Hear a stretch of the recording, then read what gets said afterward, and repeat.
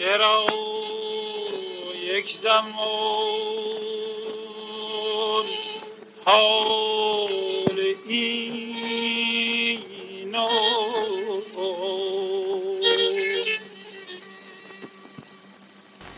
زمانی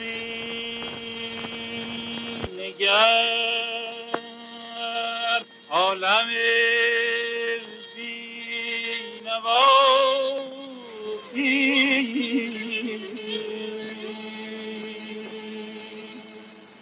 ببین رنج بیمار سردرگریب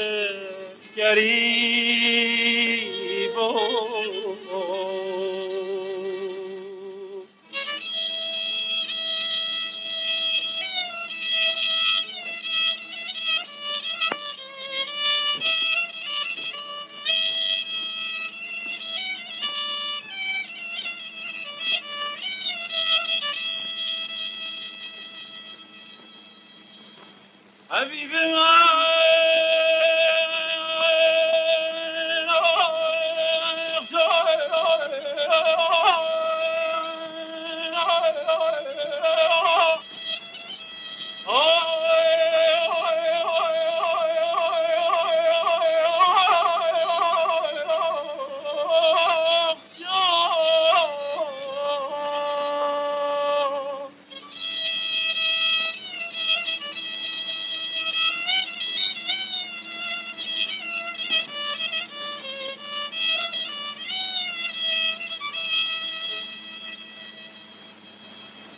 بزه شاهی دلخوش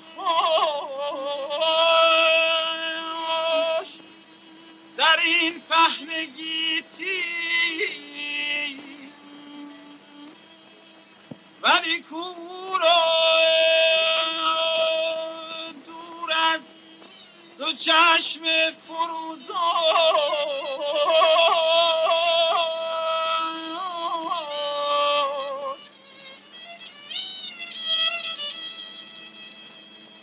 در این جان هرگز نبینی درویی ولی تا بخواهی پریشان پریشان به قارونی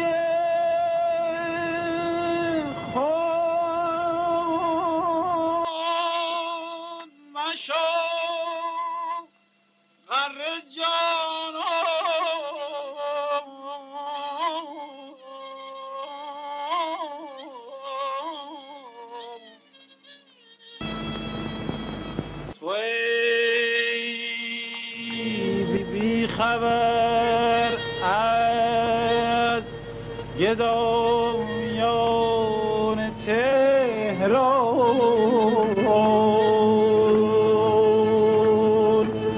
توی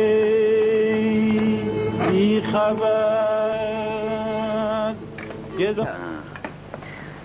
بیشتر التماس کن. صدات حالت التماس نداره. مردم خیلی خودخوان. هر چی ضعیفتر باشی بیشتر کمک میکنن. آفرین. ایالوارم افسر عائله دارم ببر رفت کنی ثواب داره. علیلم من دلیلم تو سر را من کفیلم دش دارم پا ندارم از هر دو دستام چلاقم به من عاجز کمک کنین. وقت کاسبی در چه حال؟ خیلی خرابه بر بچه مشتریم کورم عاجزم دست ندارم پا ندارم. گوش کن پسر ننه کلی به پول احتیاج داره. بعد از ظهر هتل افلاس یادت نره جلسه داریم باید پول بیاری. مواظب باش مشتری شلم من لمسم دست ندارم دستم طلاقه. بیا تو که دستت لمس بود. نه خانم اون نیست این یه دستش لمسه. تو که کوری از کجا میدونی این دستش لمسه؟ عجب کلا بردارایی هم. حواست جمع کن خاک برسن. گل از این گلای قشنگ بخر. خداوند روز شما رو مثل این گل زیبا کنه آقا. متشکرم. عاجزم آقا مستحقم به من پیرمرد کمک کن. سلام ننه. سلام پروفسور. خب بعد در چه حاله؟ ای خوبه، تا حالا که نصف سبد فروختم. بچه های دیگه هم بعدشون بعد نیست. فعلا خداحافظ. ببین ننه، بعد از ظهر تو هتل افلاس میبینمه. خیلی خوب پروفسور. گل، از این گلای زیبا بخرین آقا. این گلا براتون شانس میاره. گل دارم، گل. آگه‌ام بی‌جای بارا به من کمک کنی. از عشق ججر شدم. سلام پروفسور. سلام و در مار جدایی میکنی یا چشم؟ هر دوشو پروفسور. خیلی خوب بسته. جلسه هتل افلاس داریم. هر چی میتونیم پول جمع کنیم. خیلی خوب. آگه‌ام به من کمک کنین که تلویزیونم عقب افتاد. راستی پاک کلق میشم. فکرشو بکن صبح ساعت 6 روزانه هم وایستادم تا حالا که ساعت 4 بعد از ظهره. راستی چند ساعت میشه؟ 6 و 4 میشه 11. فکرشو بکن آدم 16 ساعت اینجوری بشینه. اسلام کنین ای آقایون. بچه‌ها چه خبر؟ سلام پروفسور. سلام بچه های خوب من. چشم کورم به جمال کر و لال و شل و چلاق شماها روشن. خب امروز وضع کاسبی چطور؟ اتفاقا پروفسور داشتم باشه یدالله میگفتم کار ما چلاقا چقدر زحمت داره. تا چشمت کور شه. اگه ننت زنه یادم پولدار میشد تو هم وضعت خوب بود. گفتم پروفسور چی میخواد بگه. پروفسور امروز کاسبی خوب بود. همه بچه ها واسه ننگالی پول آوردن. خدا رو شکر. باید همه پولا رو هم بذاریم تا کار ننگالی را بیفته. درسته که ما هیچ کدوم شخصیت نداریم، اهمیت نداریم، اما انسونیت داریم که بگه انسون دیگه کمک کنیم. اونم ننگالی. غیر از اینه معلوم. آمانی پروفسور. کی مجبورت کرده بود به ننگالی پول بدی؟ کی مجبورم کرد بود پروفسور؟ گفتم کی تو را مجبور کرده بود که هرچی در میاری بدی به ننگالی که حالا غیر از قایم کردن پولات چاره ای پیدا نکرد؟ نه پروفسور، نه پروفسور. پس چی؟ چرا این کار میکنی؟ چرا پولای خودت از خودت میدوزی؟ چرا قایمشون میکنی؟ اونی که داری قایم میکنی پول نیست، فطرت گداییه. فطرت گدایی. آره جونم. اینجا تو ماها آدمایی هستن که روزی 50 تومن پول در میارن. 50 تومن. آره.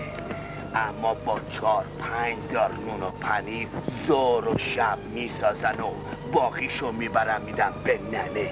میدونی چرا؟ برای اینکه کسبشون جداییه اما فطرتشون آقاست. تو این 15-16 سال با روزی 50-60 تومن میتونستن تموم هنکرتو بخرن، 100 جور کاسبی کنن، اما نکردن و در کمال آقایی ازش گذشتن. میدونی واسه چی؟ واسه خاطر این. بله، واسه یه انسون دیگه که روح و شرف ماست. اما زندگی فقط پول نیست. آدمی که با یه لقمه نون گشنس و با یه لقمه نونم سیر میشه، اگه گذشت داشت درسته. اگه تونست واسه خاطر بچه همسایه شب سر بیشوم رو زمین بذاره انسونه. هدف ما اینه. منو ببخش پروفسور، منو ببخش، تو رو خدا غلط کردم، نفهمیدم. اگه ننگالی بفهمه دیگه از من پول قبول نمیکنه. خواهش میکنم تو رو خدا. خیلی خوب، خیلی خوب. بس گریه نکن، آروم باش. گوش کنین بچه ها. دختر ننگالی هنوز خیال میکنه که وضع درش خوبه.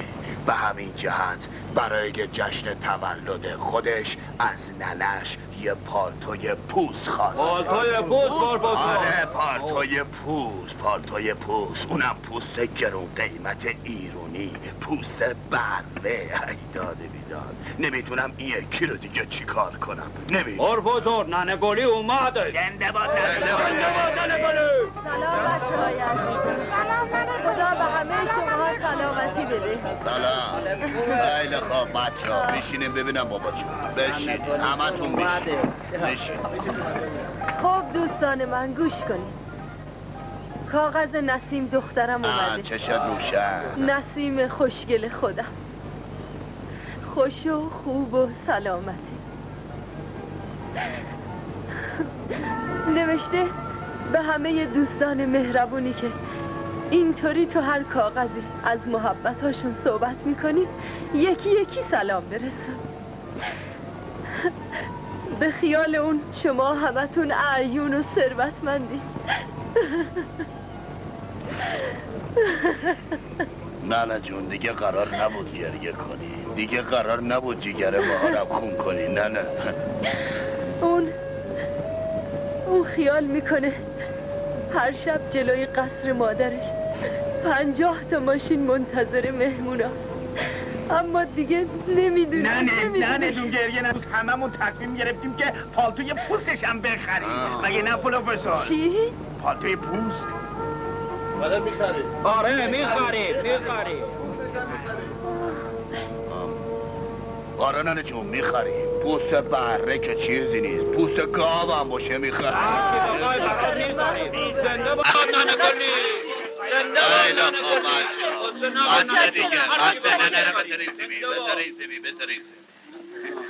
نه پروفسور، این دیگه خیلی پررویی. نه جون این مربوط به خودمونه. تو بی خودی خودتو قاطی نکن. باید مرد و مردونه با آخر برسونیمش.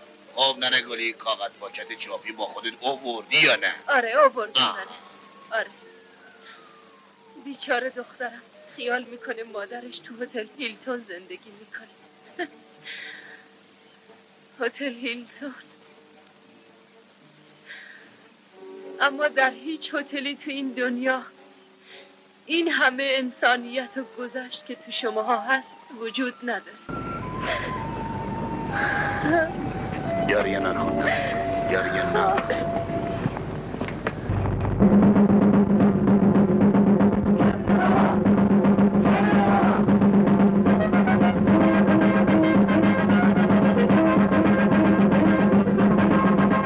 از این گلای قشنگ بخرید. این گلا برای همه ننه گلی سلام، حالت چطوره؟ سلام دکتر، ازت ممنونم. امیدوارم شب خوشی رو بگذرونید. آقایون گل بخرید. گل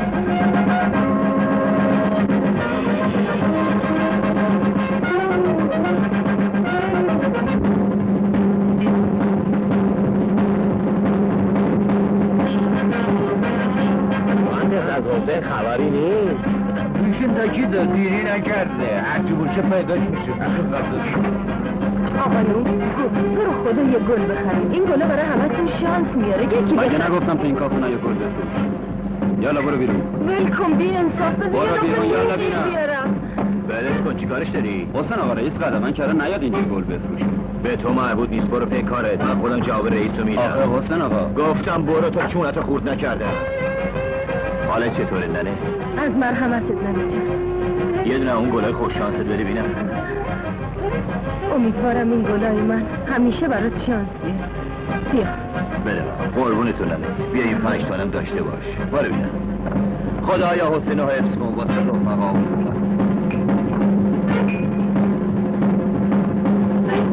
آقایون گل بخرید.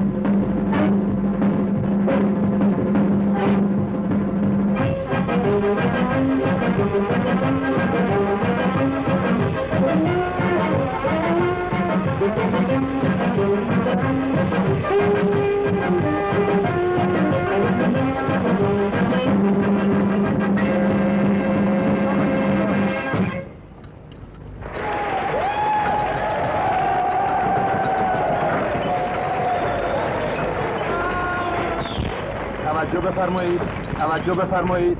اکنون آواز خواننده محبوب بانو پریسا.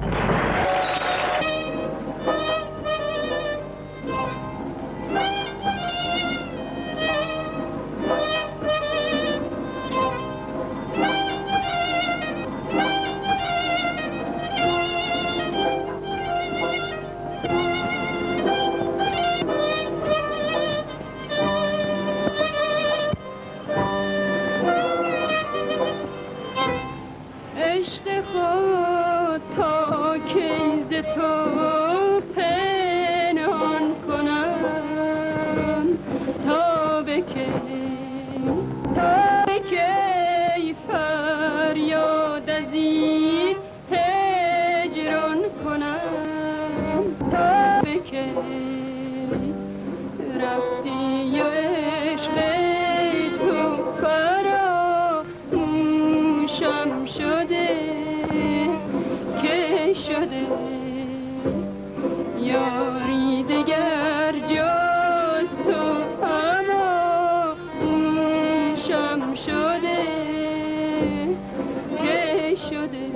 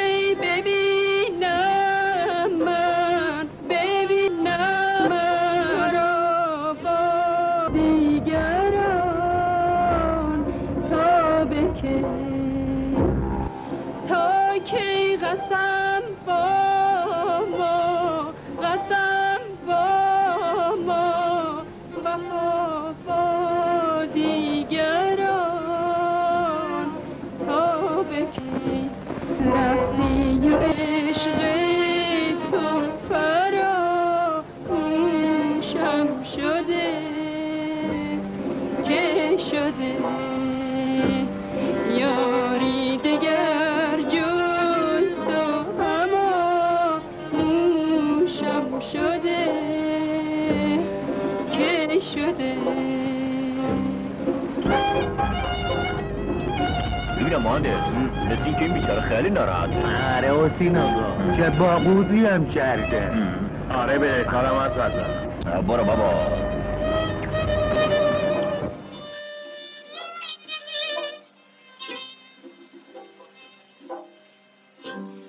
گفتی که در هر جا چو من داری تو دل داده بستی رفتی و دانستی در این سودا اسیر هوسی خورشید عشق ما در این دنیا به ابر غمنوان که شود این عشق پنهانی به آسانی برون از دل ما بابا این چه آوازه؟ آدم یاده به بکاریاش میافته. یه چیز دیگه بخون بابا نخواستیم این آوازو. کشونی کاشتی برای بعد تو بگو بیا برده عشق خود تا کی به تو پنهان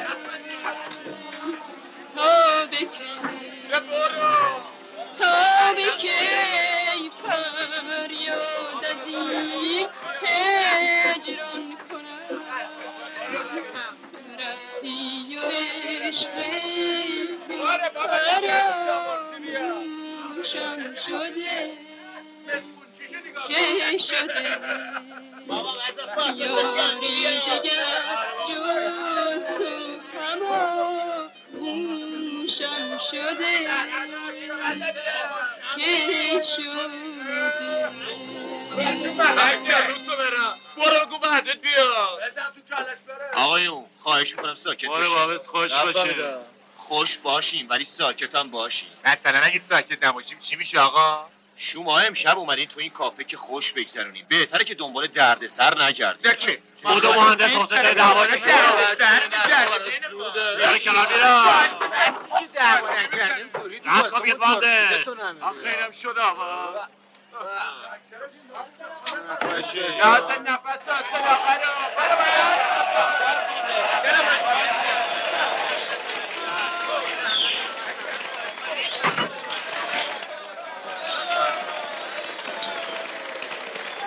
ببین علی خانم ناراحت نباشی. من امشب جور شما رو میکشم. برو راحت باش.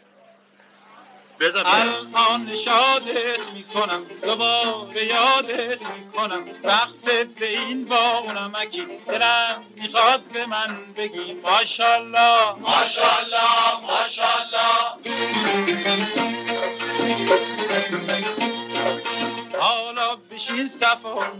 رقص و ببین حیا بکن، قلق و برو صدا بکن، دید بزن و نگاه بکن. ای والا ای والا ای والا. میگی غمناکی بده ده حال بکن، به دلت رفع غم و ملال بکن. پاشو با ما عزیزم تو را بیا، نگو که ای بیام همین حالا بیا.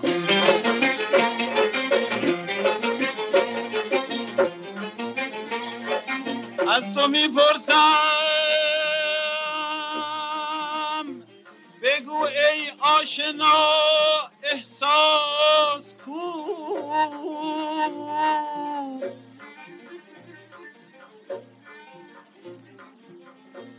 تا بگویم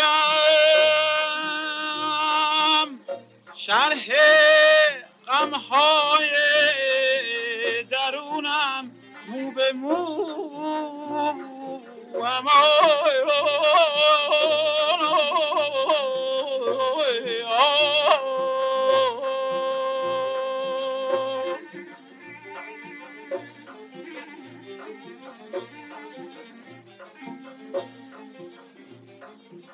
در حقیقت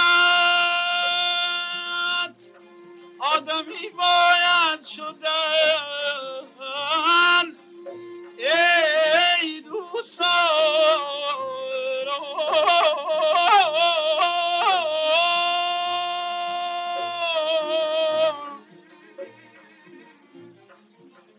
مطمئن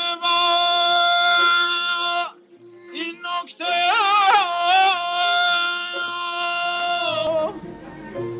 با نغمه سازت بگو اما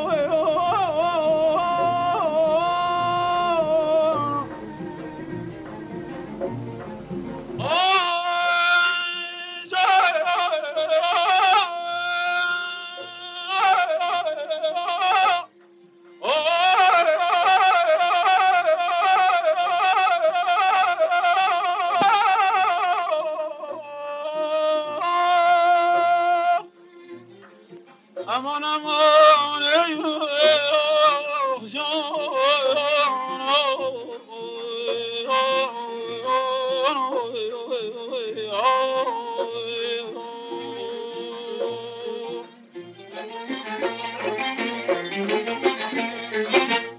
ببین چه کارا میکنم تا که تو راضی گردی، شادی را پیدا بکنی دنبال غم نگردی. ولی ندادی خبر از من که چرا چنینم، میخوام خودم غم بخورم تا تو را خوش ببینم. الان شادت میکنم دوباره یادت میکنم، رقص به این با نمکی دلم میخواد به من بگی ماشالله ماشالله ماشالله. حالا بشین صفا بکن، رقص و ببین حیا بکن، حلق و برو صدا بکن، دید بزن و نگاه بکن. ای والا ای والا ای والا.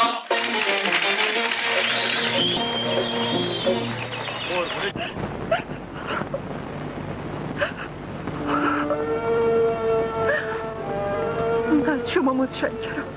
اختیار دارین، قابلی نداشت. ببینم چرا شما اینقدر ناراحتین؟ ممکنه بگین چیه و چی بگم؟ پدر من یه روز صاحب همین کاباره بود. حالا خودم مجبورم برای یه لقمه نون بیام اینجا آواز بخونم. چرا؟ من چه اتفاقی افتاد که پدرت کافشو از دست داد؟ از دست نداد، بلکه از دستش گرفت. بله، اینجا و خیلی جاهای دیگر از مدتی پیش شروع کرد به قمار. هرچی داشت و نداشت باخت. باعث تمام بدبختی‌های ما هم همین تیمور رئیس این کافه است. اون پدرم آلوده کرد به قمار. تیمور؟ همین که همه بهش میگن رئیس، این ناکس و من میشناسم، از اون نالوتیاست. بله درست. امشبم پدرم آخرین ثروتشو، یعنی قباله خونه ای رو که توش زندگی میکنیم برده که با رئیس قمار کنه. شایدم تا حالا اونو باخته باشه. نمیدونم دیگه از فردا کجا باید بخوابیم.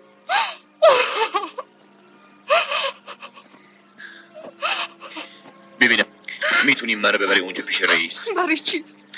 خدا رو چه دیدی؟ شاید تونستم یه کمکی به پدر پیرت بکنم. قصه نخور، بیبریم. آخه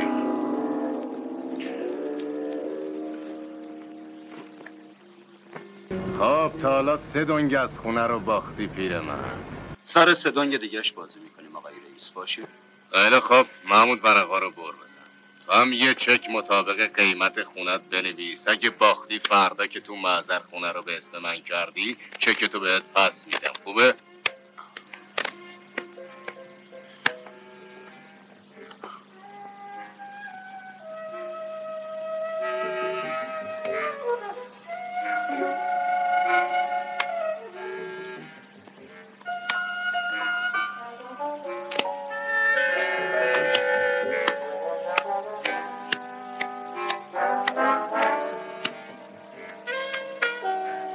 بذار وسط.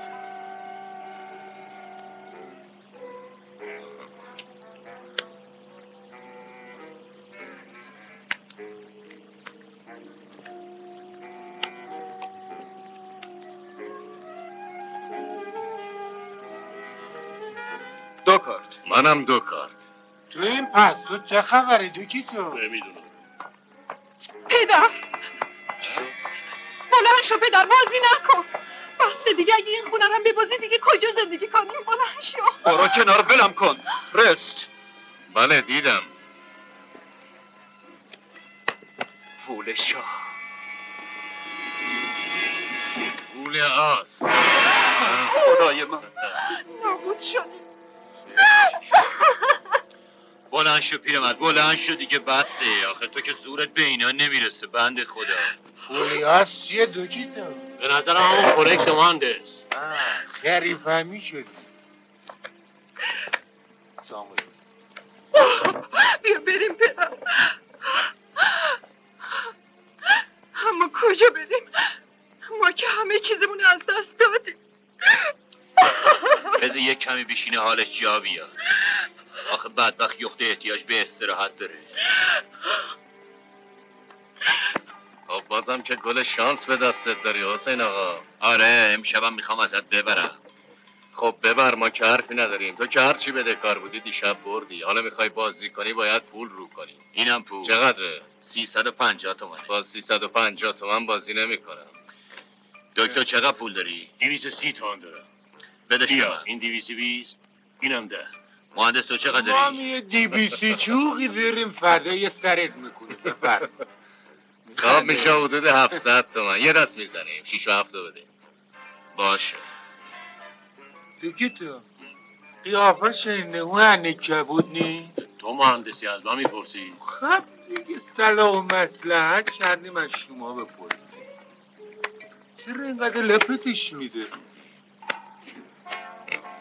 بدم. من میدم. چه نازی هم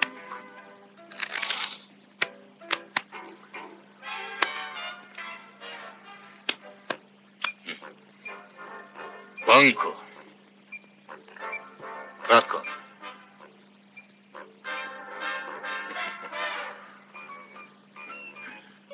یه کارت دیگه. بیا.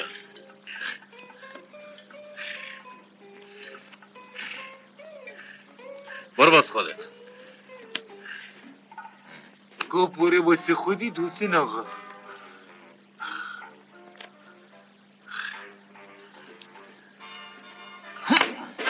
بیده شد. خب بازم میکشی ها؟ به تو مربوطی نیست. صبر کن. مستی خیره. من اگه جای تو بودم بلاف نه هرچی میلته. گولی بکن. گولی بکن استن آقا.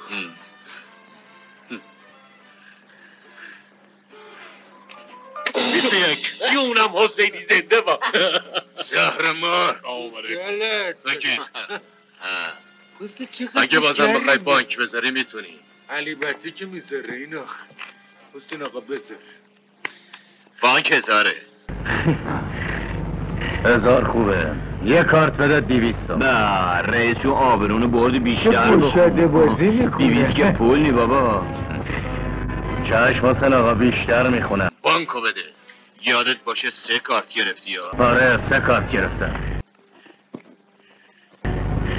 سوختم. یه زد آب خونک بیز رئیس. بگو 2 ساعتی بیارم منم سوخیدم. چیه اون موقعی که میبری عصبانی نمیشه؟ نه عصبانی نیستم، بازم بازی میکنم. اینا با نه جونم چه که پیه مردانم بذار وسط یالا. با همه اینا بازی میکنم. زندگیم برای همیشه از دست رفت. خب بدم. نه این دفعه من برات میدم. بفرما تو بده.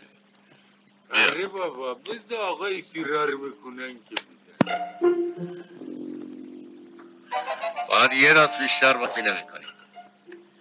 با همین برق باید بانکو بخون. نفهمیدم این دیگه چجور بازیه؟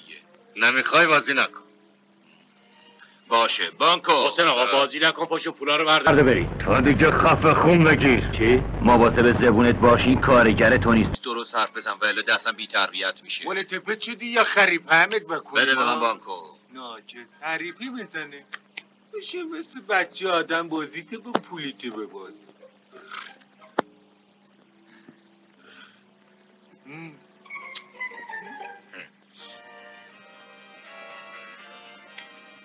دیگه ورق نمیخوای؟ تو چی میگی؟ بگیرم یا نه؟ آره بگیر. نه برو واسه خودت. آره واسه خودت کنسترتو بده. شده 10.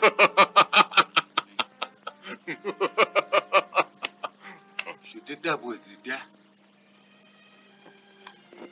16. حالا یه 5 لویی میخواد. یه 5 لو نداری؟ همین 16. 17 داداش. صبر کن یه دست دیگه هم بازی میکنی. نه دیگه میخوام برم. به این زودی جا زدی. خیلی خوب سر چی؟ هرچی تو بخوای. نه حسین آقا بیباریم باشه پریداشم. این مزاحمو بندازینش بیرون یالا. خری وایس ببینم. نه چطور بیباته بلش کمانده. خیلی خوب ولش کنی.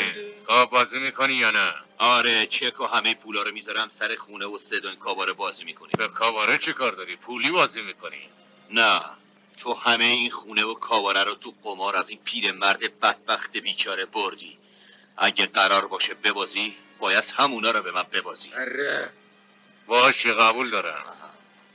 تا من ورقا رو بر میزنم تو هم چکو بنویس. آره با چکی بنویس. چکی به اندازه نصف کاباره. سخت جرمه. زودتر.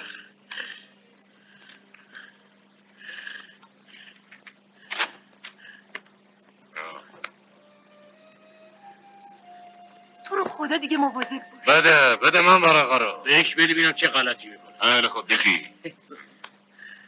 یا این مردی بازی کن. گفتی اگه چی هستی؟ من کریه گفتم این مرده بازی کن. این یا روح کارت بده. قرار شد با همون ورق به من تشکری کرد. بگی صفا بکن استان آقا با تو ریاحات خوبه. قربون تو. چطوری؟ کلکی میزنی آره؟ چه قد سیگار قشنگی داری رئیس. اما گل من از مال تو قشنگتره. آره بابا آره. خب رئیس سیگار و قوطی سیگار رو فراموش کن. آره بابا ریخته شو. ورق بده. یا این مردی حالا ورق بده. این نوکاب میمونه. چی مردی؟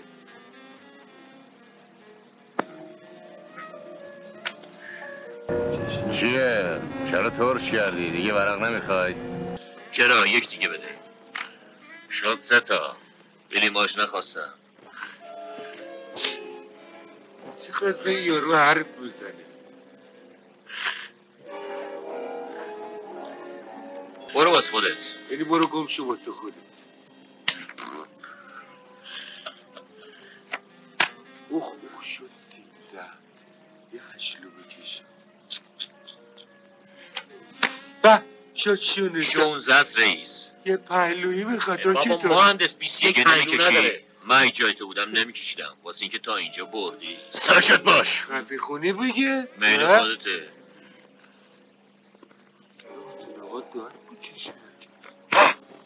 دره باسته پلش که بره. جورم زنده و دوسته. زنده باد رئیس. گفتم که نکش بردی. بفرما رئیس. 15 است. بازم بازی میکنی؟ امشب دیگه نه. مهندس همه اینا رو بردار. بالا اون پیرمرد باز بهش بدی. خیلی متشکرم حسین آقا. چقدر شما جوان مردین. مطمئن باشین هیچ وقت فراموش نمیکنم. نه بابا تشکر لازم نیست. اینا امونت بود پیش رئیس ازش گرفتیم. خب بریم پیش پدره. جمعش کن مهندس. یالا مهندس تو من بگیری نه.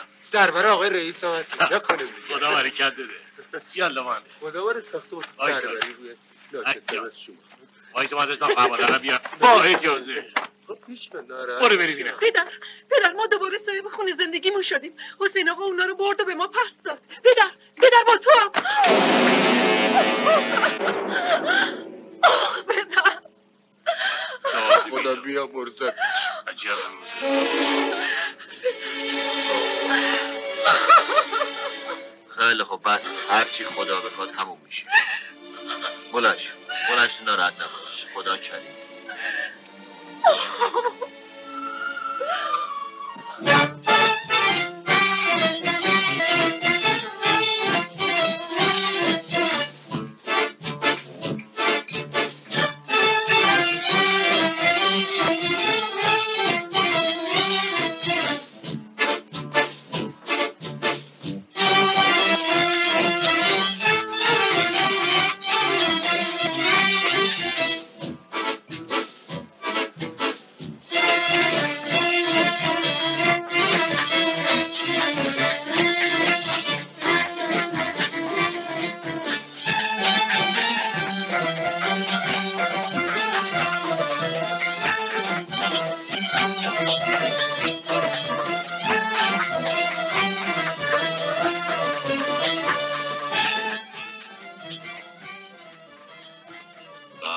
بابا چقدر معطل میکنی؟ یال زود باشی که.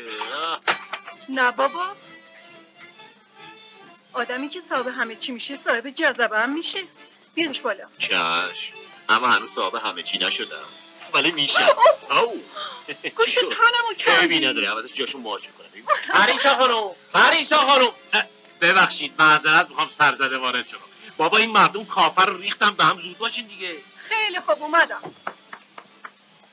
زود باش حسین. یادت باشه فردا نهار مهمون من هستی تو خونه. خیلی خوب. برم تو هیکل و قواره. جلال خانه چی آفریده. اگه حسین رفیقم نبود مثل قرقی از چنگش در بیاد. چی گفتی دکتر؟ هیچی بابا شوخی کردم. وای کلک به ماماره.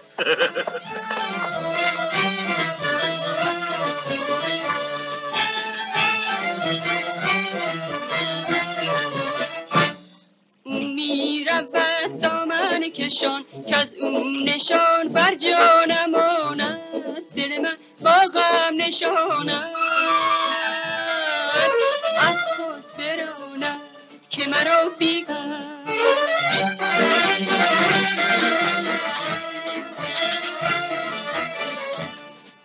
ما را به کویش در بدر چون سایه با خود میکشاند. چه کنم دردم ندانم از خود. چه کرده دل که از غمش دمی رها نمی شود. ز دام عشق او دلم چرا جدا نمی شود. خون شد دلم با من دگر این فتنه بس کن. فکر من بیچاره آخر یک نفس کن. خون شد دلم با من دگر این فتنه بس کن. فکر من بیچاره آخر یک نفس کن. زندگانیم تا گناه مکن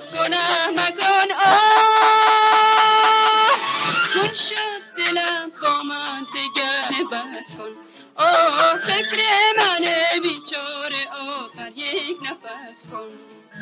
خون شد دلم با من دگر این فتنه بس کن. فکر من بیچاره آخر یک نفس کن.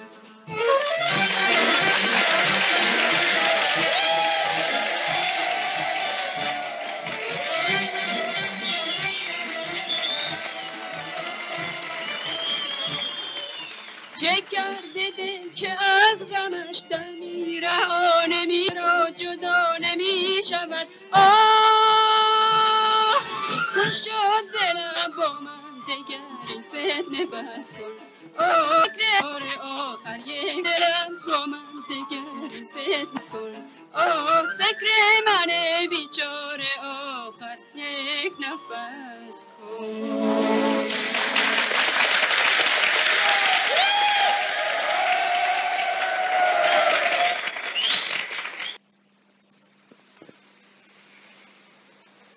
زمینای این بالا رو که ما صاحب شدیم خیلی آدم گول زنیم. ما تا به حال از 147 نفر یکی 10,000 تومان پیشخص گرفتیم که براشون به اصطلاح خونه بسازیم. سلام رئیس. چیکار کردی؟ هیچی. حسین آقا گفت من خودم میام. من هر کاری کردم که بیارمش نیومد. تو برو من بعد میام. فعلا که عقل کل حسین اون 2 نفر رفیقاش هستن. تو باید مهندس راضی کنی که حسین بیاره اینجا تا من بتونم کاوارمو از تو چنگش بکشم بیرون. رئیس اگه به بازی چی؟ نه بازم. یه فکری کردم که 100% برد با منه. اگه تونستم کافمو ازش پس بگیرم که هیچ. اگه نتونستم از این زمینای قلابی بهش میبازم تا تمام مشتریا بریزن سرش. ما میخواد ازدواج بکنه. اینا همه کار خداست. اوه چقدر خوشحالم. از خوشحالی گریم گرفته. خب میخونم گوش کنین. پالتوی بره ایرونی که خواسته بودی برات تهیه کردم. پوستای این پالتو از بهترین و بزرگترین بره های ایرانه که دوستای من هستن و الان اینجا حضور دارن تهیه شده. این گله دارا مهربانترین انسانهایی هستند که خداوند خلق کرده. اینا به من اطمینان دادن خوشبختی تو از جان و مالشونم دریغ نکنن. سعادت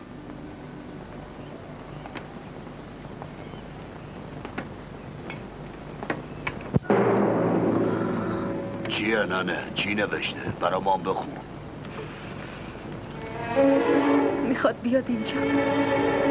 اون با نامزدش میاد اینجا تولدش جشن بگیره. آیدا پدر داماد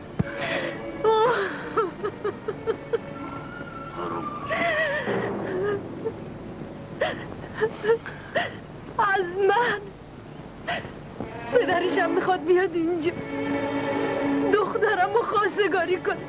از من پرفوز میخواد بیاد پیش من به هتل هیلتون.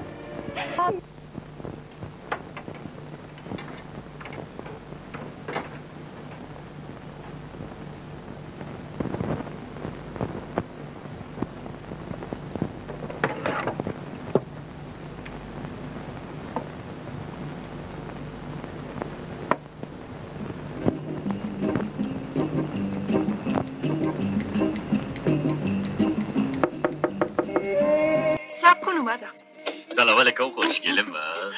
به به به چه بوی عطری و چه بوی غذای خوبی میاد. بشین تا برات غذا بکشم. دلم آب شد. بشین. این که چیزی نیست غذاهایی درست کنم که انگشتاتو بخوری. ببینیم. اما وقتی که عروسی کردی. عروسی؟ من قراره با هم عروسی کنیم. آره؟ نه. آره. نه. آره. ببینم. حالا جدی میخوای با من عروسی کنی؟ آره. آخه این چه کاریه؟ پس تو دلت نمیخواد ها؟ والا راستش تو منو غافلگیر کردی. یعنی میخوای بگی خوشحال نیستی؟ پس تو منو دوست نداری. چرا بابا دوستت دارم. ولی نمیخوای با هم عروسی کنی ها؟ چرا والا به خدا میخوام. یارو قهر نکن. کیه؟ منم بابا. بیا تو مهندس. که تصمیم میگیرم. سلام علیکم. سلام چیه؟ ببین مگه قراری نبود نهاره بریم پیش رئیسی بخوریم ها؟ چرا؟ ولی من میخوام نهار رو با پریسا بخورم. بعد از ظهر میریم پیش رئیس. ضمن تو ننگاری رو پیداش کن بیارش اینجا. میخوام یه گل ازش بگیرم. مگه قرار نشد تو دیگه با رئیس بازی نکنی و دور این کارا رو هم قلم بکشی؟ اون اصرار داره یه دفعه دیگه بازی کنیم. یا 6 دنگ کافه مال من میشه یا مال اون. حالا که شانس به من رو آورده چرا بازی نکنم نصف دیگه کافرم ازش ببرم؟ تو خیال میکنی شانس بهت رو آورده یا گلای ننه گلی برات شانس میاره؟ کدوم یکی؟ قمار آخرش باخته. اگه این سدون کافرم ببازین دیگه هیچی نداری بدبخت. تو اصلا به کارهای من دخالت نکن. خودم میدونم چیکار کنم. منم میدونم چیکار کنم. زندگی من و تو به هم مربوطه. ما میخوایم با هم ازدواج کنیم. من نمیذارم بری. برو با ولم کن سلیباتی مهندس برو ننه رو پیداش کن بیارش اینجا رشم رپتون من با خدا عاقبت شماره به خیره بکنه برو دیگه نمیخوام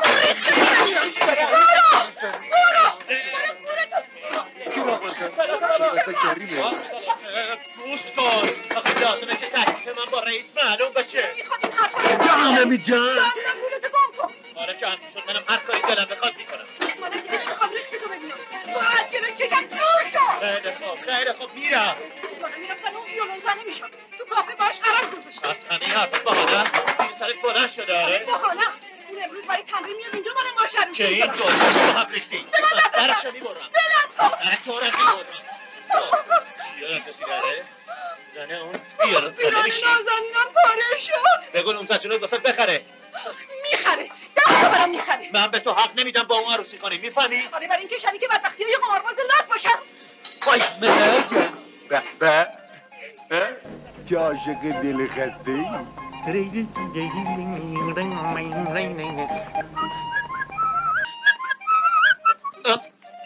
آقای مهندس سلام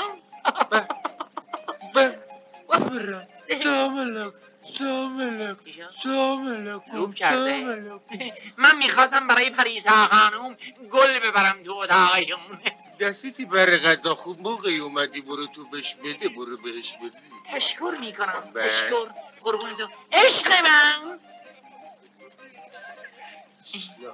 پریسا جانم خدا مخم تو بگی نه آخ چه کل مثل این که کلتی ها پیداده درم سر محمله شد آخه میرونو با تو نوال از اینجا میرون کسی تو به من مدیونی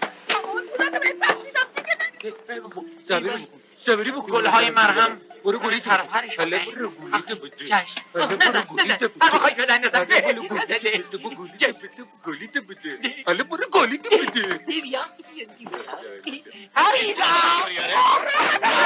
خدا مردم برو گلیت بده گلیت بده افتاده بده داره باشه مردم ای خدا ای خدا جون من چه گناهی کردم آخه در راهش آخه پریسای عزیزم خب برم تو اندفعه دیگه آخه گل مثل این که بازم میخوای بری تو نی بچه که میرم حالا خب میبینی بچه رو بایستدی برو گلیت بده بی نبایه پریسا عشقی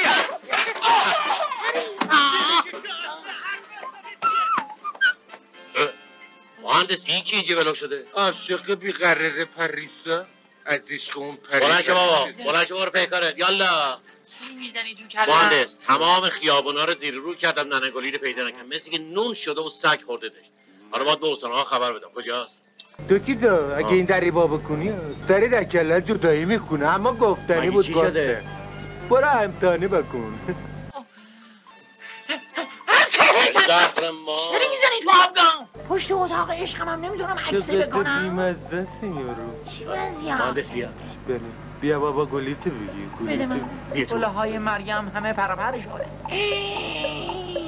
خدا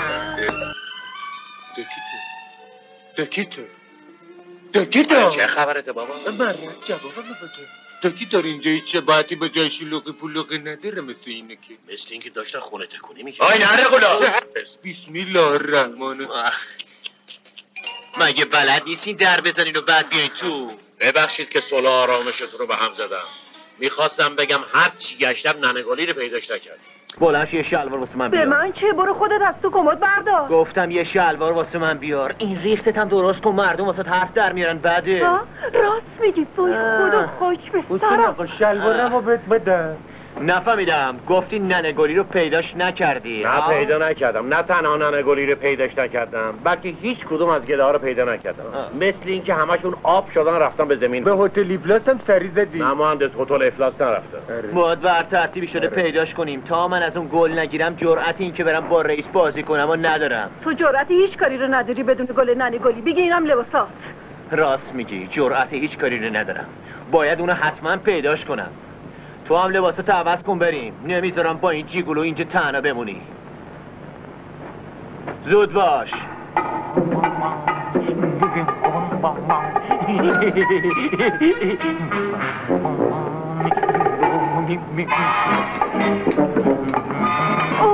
بیچاره ویولون زنی بره با ولش کن داره آهنگ میسازه.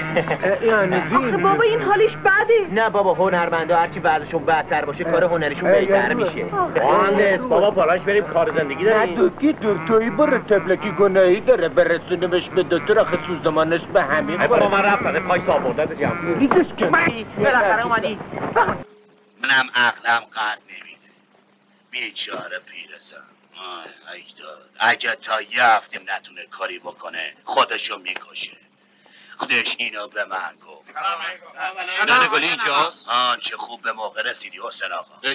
چی شده؟ ننه کجاست؟ وضع بدی برای ننه پیش اومده. دخترش بهش نوشته میخواد با نومزد و پدر نومزدش بیا یه هفته تو هتل هیلتون مهمون ننه باشن. تو هتل هیلتون؟ چه خوش سلیقه هم هست. حرف خون بگی. خب ببینم آخه دختر ننه خیال میکنه که ننه میلیونره و تو هتل هیلتون. میگم حسین آقا چطوره بری یه هفته مهمون ننه گلی بخون بگی. ببینم کجاست؟ گوشه همین خرابه‌ای که همیشه زندگی میکنه. ببینم بابا بیا بریم پی کار و زندگیمون یارو. لا اله الا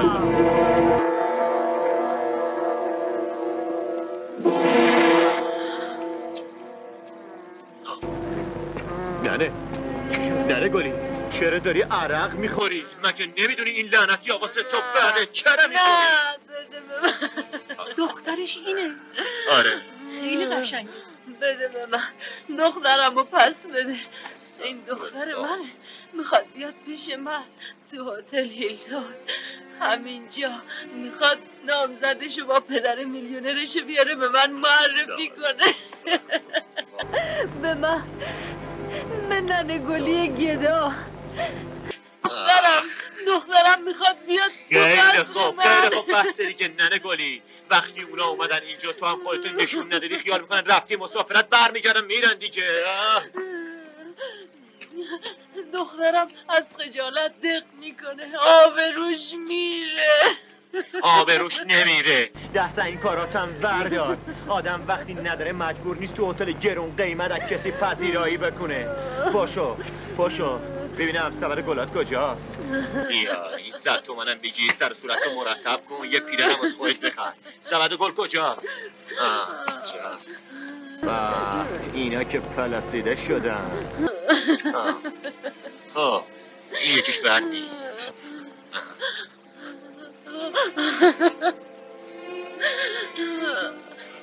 بهت گفتم بسته دیگه گریه نکن. خب بچه ها بریم. دخترش چی میشه؟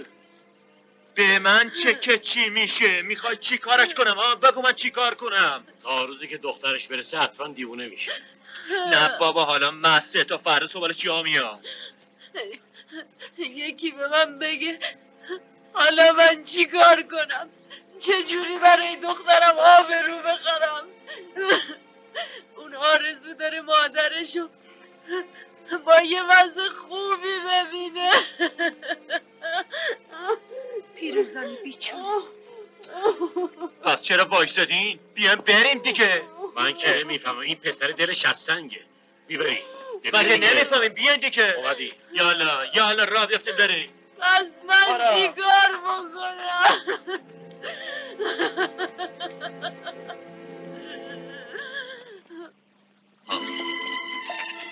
اینا اینجا چی کار میکنن؟ وایسادن تو ازشون سام ببینی. اولا که تو خیلی مهم شدی. تو دیگه مسخره بازی رو بذار کنار. حالا دیگه به من متلک میگی؟ حسین آقا بالاخره میخوای چیکار بکنی؟ یه کمک بکن دیگه. شما دیوونه ها انتظار داری من چیکار کنم؟ شاید بتونی تو هتل هیلتون اونو جاش بدی. ننه گلی رو تو هتل هیلتون؟ واقعا برای یه هفته مگه چی میشه؟ 160 تومن. بیا. مگه تو کلت خراب پروفسور؟ 160 تومن برای انعام اونجا هم کافی نیست. بریم بابا بریم به کار تو بریم. خب بقیه‌ش هم تو بذار. چرا نمیخوای بهش کمک کنی؟ خب راست میگه حسین آقا دیگه. تو دیگه خفه شو. برو بابا تو. بیا بریم پریسا. الان یه ساعته که وقتمو با این جدا کنم. همون موقع که پول نداشتی آدم بودی؟ این پول انقدر ارزش داره که آدم دوستای قدیمیشو فراموش کنه؟ پس تو چه فرقی با اون آدمایی داری که به خاطر پول شرف و انسانیتشون فراموش میکنن؟ تو همون کسی نیستی که شام شب تو میدادی به یه آدم گرسنه؟ حالا برای اینکه بری نصف دیگه کابرانه بدبخت و با تمام این دوستاش که برای تو شانس آوردن داری دور میریزی. من نمیدونم این پول چه خاصیتی داره که هرچی جیب آدم پرتر میشه خودش کثیف‌تر و پست‌تر میشه. ای لعنت به این پول. خب برو بازی کن. برو با اون گلی که به سینت زدی با گل اون پیرزن بیچاره صاحب پول شانس بشو. برو. اما حاضر نیستی بهش کمک کنی. تا حالا برو. تو که میخوای به این پیرزن بدبخت کمک نکنی بدون کمک اون برو شانس تو امتحان کن. برو. چرا وایستادی؟ برو دیگه. حسین بیا برو بهشون کمک بکن. تو دیگه صدا تو ببر.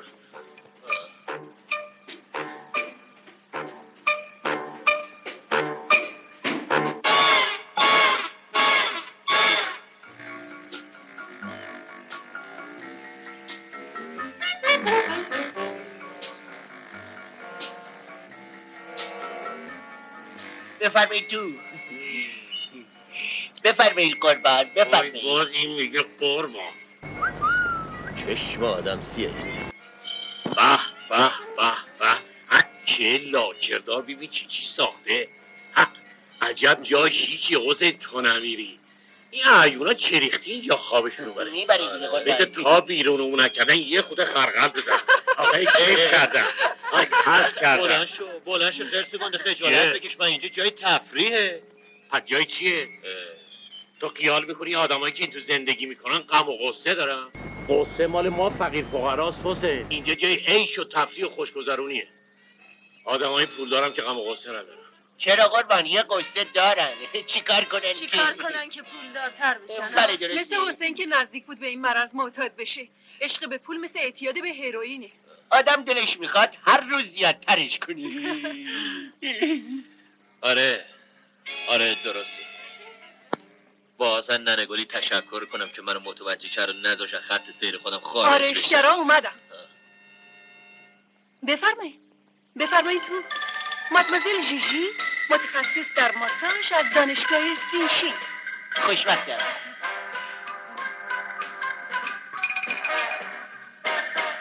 سینسیناتی متخصص کفش و میخچه از کارگاه کمپارسیتا. مادام کریستین سپور خیاط درجه 1 فارغ التحصیل از دانشگاه شانزلیزه پاریس. خوشبختم سپور. و بالاخره آرایشگر زیبا مادام مشکنبری از سالن چنبه. اوه الهی که من قربون اون آرایشت برم چونبه عزیز. اینا وردست همشون. خب ننگولی برو تو اون اتاق شروع کن. شما هم را بیافتید برین تو اتاق. یالا برو پریز.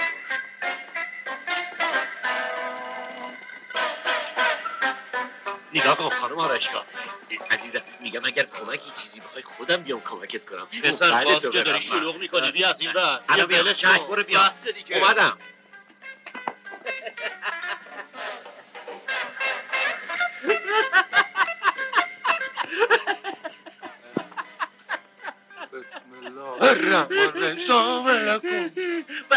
با کی کارشید قربان؟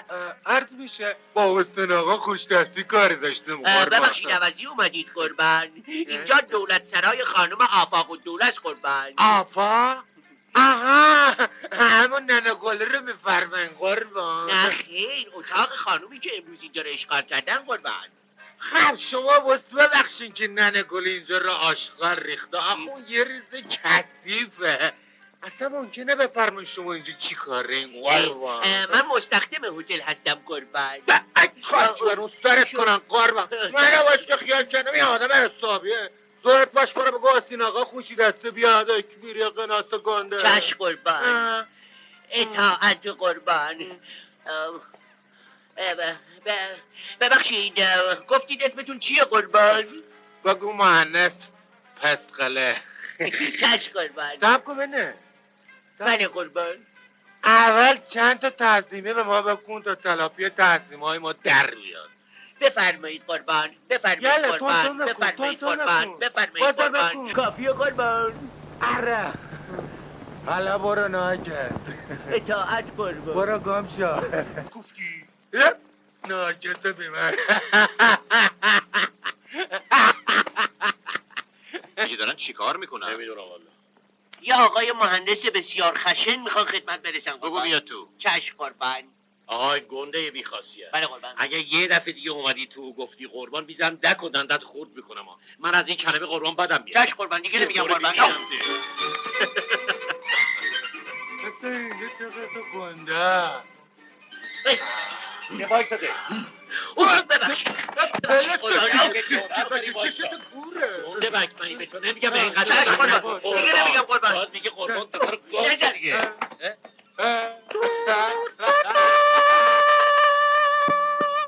آقایون معرفی میکنم خانوم آفاق و دوله.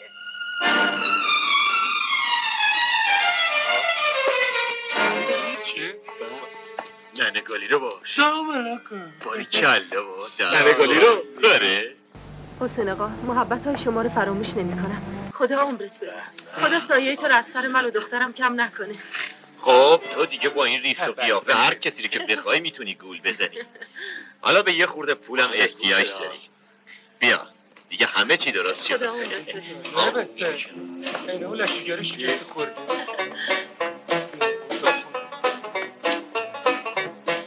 اینا که من فدات شم چون به عزیزم اتفاقی افتاده دیگه برو گم شو بی خاصیه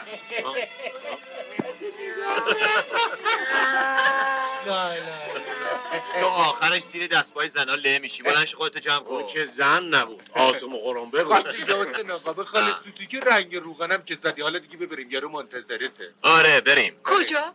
تازه اول کاره. اون شوهری که قرار بود براش بتراشی چی شد؟ شوهر به حواسین آقا کار بارت خیلی بالا گرفت. برو بابا خانمه به این محترمی شوهر نداشته باشه اون وقت جواب رئیس کمپانی رو چی میده؟ رئیس کمپانی هر غلطی میخواد بکنه حسین آقا نسیم دختر من به نامزدش گفته که من شوهر پولدار و محترمی دارم. خب پریسا شوهرش تو پیدا کن هرچی باشه تو بهتر میتونی. این تویی که به ننه گلی و شانس احتیاج داری نه من. گوش کن خانم پریسا ما الان باید بریم پیش رئیس. میتونی دست از این کله کتن ما برداری یا نه؟ شانسم به ننه گلی بستگی داره. اینو فراموش نکن قورباغه. قورباغه تمام اون هیکل دفعی ما رفت نه. قورباغه هم پشت بده. بابا حالا دعوا نکنین بس دیگه اتفاقی افتاده قربان. ولش کن دکتر. خیلی خوب من براش یه فکری میکنم. آخر عمری کارمون به کجا کشیده؟ حالا از کجا میتونم شوهر گیر بیارم؟ ببینم دکتر شوهر از کجا میشه گیر آورد؟ ای میگه قربان چه میدونم بابا از تو اوراقچیا پیدا کردم یه شوهر محترم پشتی پولدار. چرا به من نگاه میکنه؟ با شخصیت با اصل و نسب. میگم بس چرا به من نگاه میکنه تو؟ همه اینه که گفتم به تو خوب میچسبه. تو برای ننگالی شوهر خوبی میشی. البته موقتی. و دیگه حروفی نزن. همه علم شنگاره تو به پای کردی. گوش کن حسین آقا دور ما رو بنکولی قلمه بگیر. اگه زنمه بفهم چشم همتون از کاسه در میاره. فهمیده یا نه؟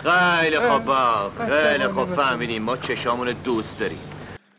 تقی تو نه اینم نه. آره نه من این کاره نیستم. بهترم مهندس راضیش کنی.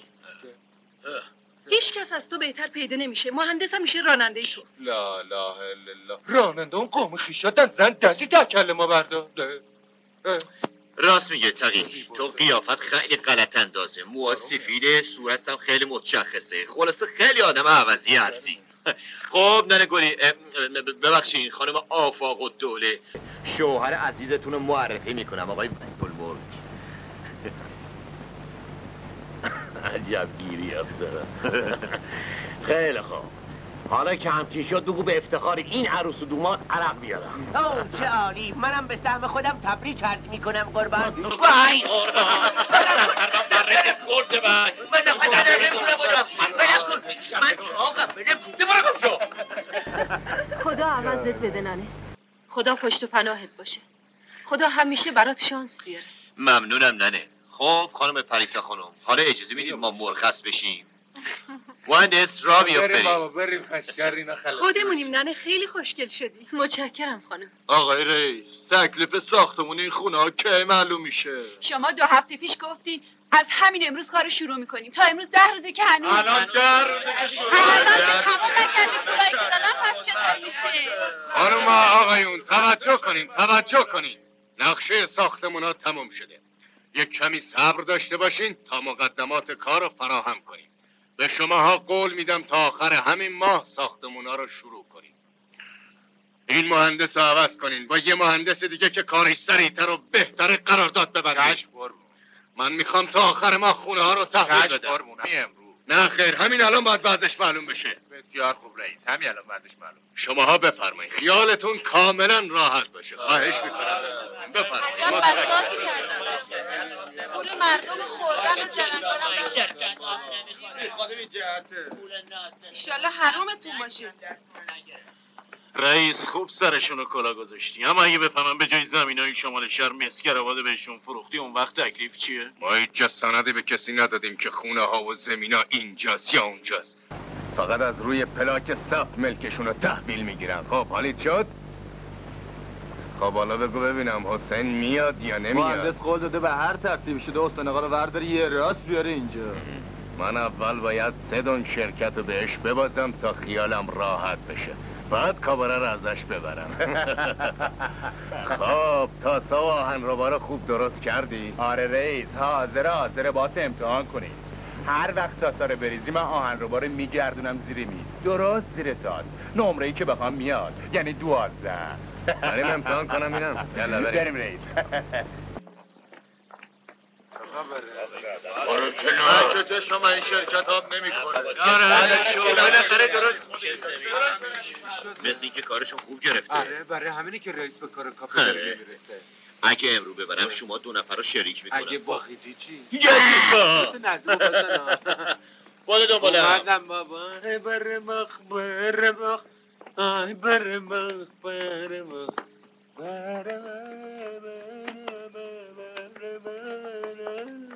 سلام رئیس، چطوری؟ به به حسین آقا، خیلی خوش اومدین. از وقت که صاحب کافه شدی خیلی سرت چیلوک شده. آره درسته، من اینم مهندس. میخوام یه خورده گرفتاریمون زیادترش بکنیم رئیس. چطوری؟ باشه حرفی نیست، یا نصف کافه رو ببرین یا ببازین. همینه. اینطوری بهتره نه؟ بله. آره کارمون یه سره میشه، راحت میشی. تاس میریزیم، خال بالا. بریزین. چکشو بنویس. باشه. سفید امضا کن. خیلی خوب. حرف رسن دیگه بنویس. میگه خیلی خوب. بزازد. بیا. دست خرم. پیش ما باشه یه ریز بیتره. آخه ما چش دلمون پاکه. هر دستی سر یه دونگ میزنیم. خوبه. بریز. حسین آقا دفع کن ببینه. اینهو امضاش تقلبی میمونه حسین آقا. فریز بینی. یا شام.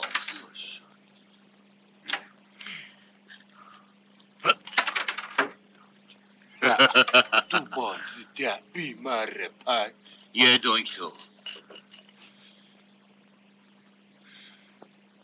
دقتی بکن حسین آقا. یا شام. یادت باشه یه دونگ منم. خب حسین آقا، حالا یادت باشه 2 دونگ منم. چکاری بکنم. آره میدونم، اما هنوز یه دونگ از کافه مونده. حسین آقا نامومید نشو خدایی کریم. آخه این دونگ آخری رو باید خیلی مواظب باشم، اگه نه میبازم.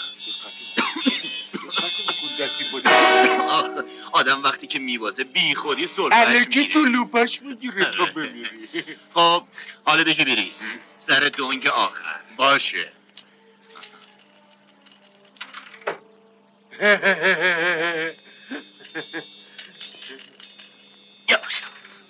ناخل. حالا یه دونگ طلبه توه، سر 2 دونگ دیگهش بازی میکنی. خیلی خوب، قبوله. بریز.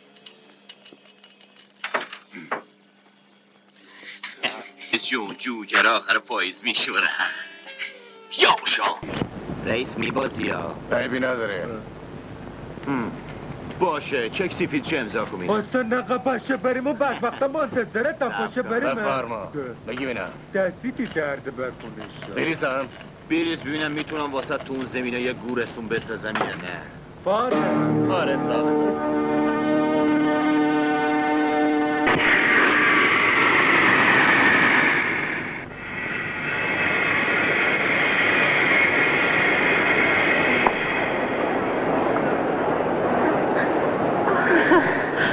وضعم چطوره ننه؟ خوبه؟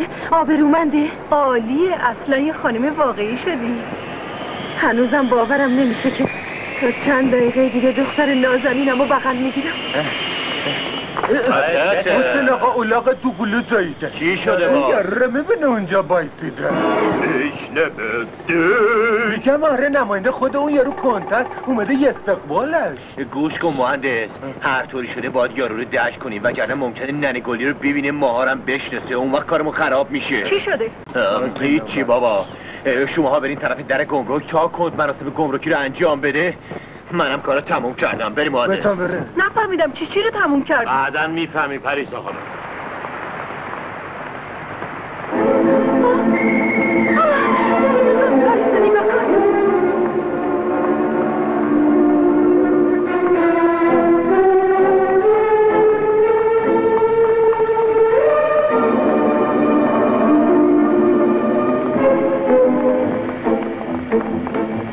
عزیز دلم اومد.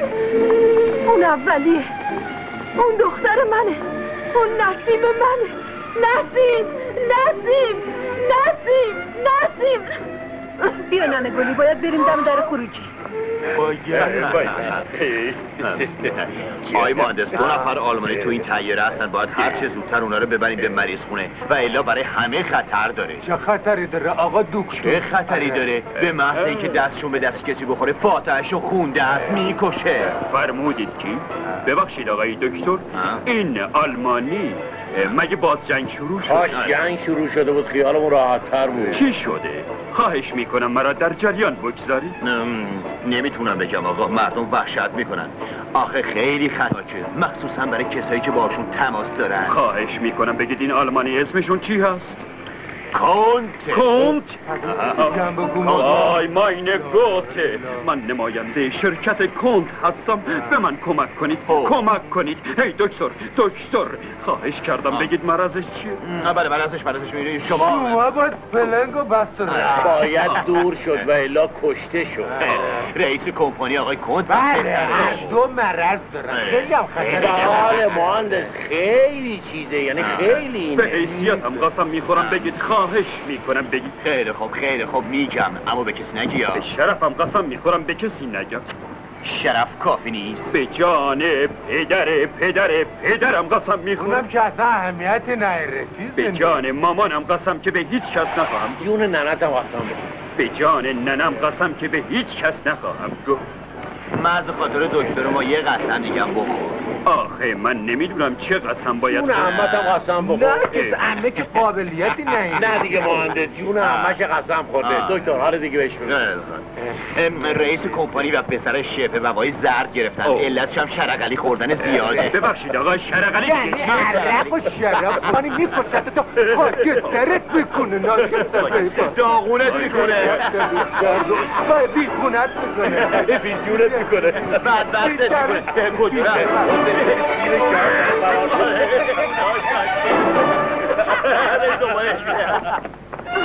دختر دلبندم، عزیز دلم، نسیم من،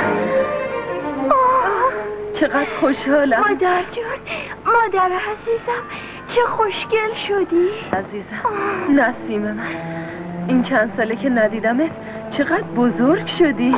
مادر، اینم هانس نامزد منه. اینم جناب کند فون آفنباخ، پدر نامزدم هستم. خیلی خوشبختم آقای کند. همچنین آقای هانس. خیلی خوشحالم. معرفی میکنم. شوهرم وجیه الملک. خیلی بدبختم. ببخشید خوشبختم. خیلی خوشحالی میکنم. خانم پریسا ایشون هم مهندس برق و باتری. ما یه جدول خرید. خیلی خوب، حالا دیگه باید رفت هتل هیلتون استراحت کافی کرده بیشتر آشنا شد. بفرمایید. خواهشمندم بفرمایید.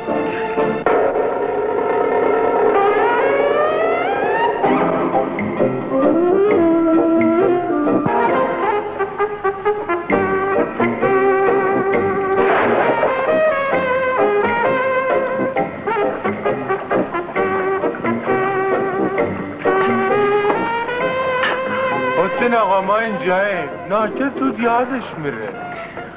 سلام علیکم. عافیت باشی. سلام علیکم. خسته نباشی قربون تو خانم مهربون. حسین آقا بخواب یه خورده ویسکی بخورم.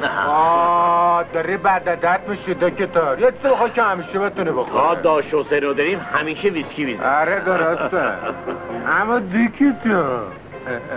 دکتر این بابا چرا اینجوری شده؟ حسین او لولوس طریق قریمانی شده نگاه کن. بعد چه گفت بله قربان با صندلی خوابوندم تو فرقش. آقای اون کار داره خراب میشه. این آقای کنجاقی و باخاک نمیدونم اسمش چیه. به من گفت تلفن بزنم به نماینده. اوه بس داره خیلی عصبناک میشه. باز یه کاری کرد. ببینم مهندس تو آلمانی بلدی؟ گفتم تو آلمانی بلدی؟ وره بابا پنارستان به زور بلدی. تو چی دکتر آلمانی بلدی؟ من زبون خارجی فقط درگری بلدم. با سر جفتتون کنن. چیکار کنیم؟ حالا چیکار باید بکنم؟ خب خودم باش ژاپنی صحبت میکنم. عیبی نداره. زود برو تلفن بده دستت. بریم ژاپنی صحبت. یالا عجله کنیم بریم. اجازه میفرمایید قربان. جناب آقای کنت با شرکت صحبت بفرمایید قربان. بله. Hallo, ich bin Kund von Offenbachen, Schachenstachen. Oh, you کنتی. او حیو گوزایماس. یعنی سلام. او کلی متاسف شدی. من پیش خدمت ژاپنی نماینده شما هستم. اون نماینده شما رفته مسافر رفته مقهوه خانه ماه اوتی. گفتی کجا رفت؟ اون مریضه. خیلی مریضه. شبه وبا گرفت. خیلی خطرناک هست شبه وبا. شما باهاش تماس گرفت فوراً مریض شد. شبه وبا گرفت فوری مرد. فقط شد نفله شد. شما فهمید؟ اگه مرض داره بگو اینجا نیاد. بگو از من نزدیک نشه. بگو فوری بره بیمارستان. یبول میگم چشم. میگم دیگه اونجا نیاد. شما همونجا تلفن نکن. شبه وبا از تیم تلفن هم سرایت کرد. اگه شما تماس بگیری فوراً میریم اسکرابات. سایونارا. یعنی چه؟ علت اینکه نماینده شرکت ما به استقبال نیامده بود شبه وبا گرفته. شبه وبا یه مرض خطرناک است. شبه وبا چی پدر؟ برو یه شیشه آب کلام بردار بیار مرد یابول. شبه وبا یه مرض خیلی بد هست که از تیم تلفن آدم کش. همون بهمت ما خیلی شانس داشت. مدیر مسئولش فرق کرده. اینطور که در شرکت به ما گفتن. اسمش حسین خوشدست جناب صاحب. دو جاعت وضع مزاجیشان هست گود؟ نه هست خیلی بد. شما لازم واسکن زدی؟ بله 5 تا زدم که اصلا نگیرم من مرض. حالا منو ببر پیچشون. برو بریم. سلام جناب آقای کنت. آخه با خیلی خوشبختم. شما نباید از خونه بیایید بیرون. برید از اینجا برید. خیلی معذرت میخوام که نتونستم در فرودگاه خدمت برسم. اجازه بدید دستتون رو ببوسم. من نمیخوام شما اینجا باشید. برید بیرون آقا برید. چشم میرم. حالا که شما نمیخواین من اینجا باشم هر چه زودتر برمیگردم به آلمان. بیچاره ها خیلی مرضشون سخت هست. از حال طبیعی خارج شد هر دو. دیگه پیش شما نیومد من. بیچاره مرض خیلی بد طوری دیوونش کرده. بله. جناب کنت اجازه داد من برای آخرین بار دست شما رو بوسید. نه به ما دست نزن. به ما نزدیک نشو. از ما دور بشو. برو از بیرون. شبه وبا زیاد دیده بودم. ما اینجور شبه وبای زرد خیلی بد مرض هست. باور کنید. کن از شدت مرض داره هذیان میگه. خیلی زنده باشی فقط تا امشب هست. با این وضعی که من میبینم تا فردا بیشتر زنده نیست. خب سرور من خدا حافظ. چه خاطره خوشی از خدمت شما داشتم. من بهترین ایام عمرم و پیش شما خدمت کردم. خدا حافظ. خداحافظ آقای شخلینگلی. خداحافظ. شما ما رو بخشید کرد. شما هم ما رو بخشید. هرچی خدمت کرد به شما حلال باشه. خدا هم شما بخشید کرد. خداحافظ. خداحافظ کنبوزه. خداحافظ. یا مرد مهربون که آدم خوب هست دلسوز هست. چه میشه کرد؟ همه ما رفتنی هستی. این صداهای بد چشم از خودت در آورد.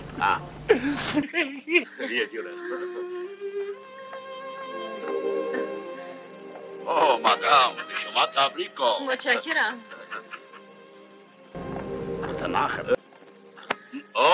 نفهمیدم ما چی نداشتی؟ اینم جز تبریک بود؟ بله این رسم ما هست که تبریک با ماچ قاطی پاتی کنم. مرگ من چه رسم خوبی. پس بذین تبریک رو منم قاطی کنم یه جلو.